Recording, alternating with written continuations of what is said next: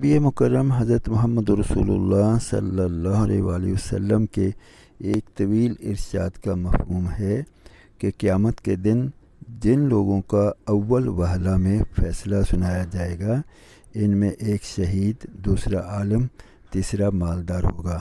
ان کو بلا کر حق تعالیٰ جل شانہ اپنی نعمتوں کا جو ان پر کی گئی ہیں اظہار فرمائیں گے، وہ اقرار کریں گے۔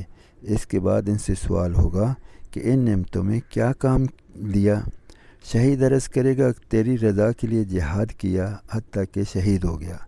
عالم عرض کرے گا کہ علم پڑھا اور پڑھایا اور تیری رضا کے لیے قرآن حاصل کیا۔ مالدار عرض کرے گا کہ کوئی مصرف خیر ایسا نہیں جس پر تیری رضا کے سبب میں نے خرچ نہ کیا ہو۔ ارشاد خداوندی ہوگا یہ سب جھوٹ ہے، تم لوگوں نے اپنی شہرت کے لیے سارا کچھ کیا۔ اس کے بعد ان کو حکم سنایا جائے گا اور وہ منہ کے بل گھسیٹ کر جہنم میں پھینک دیے جائیں گے۔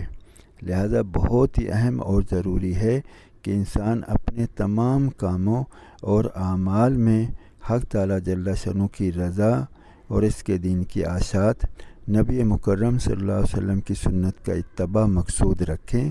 شہرت، عزت، تعریف کو ذرا بھی دل میں جگہ نہ دیں۔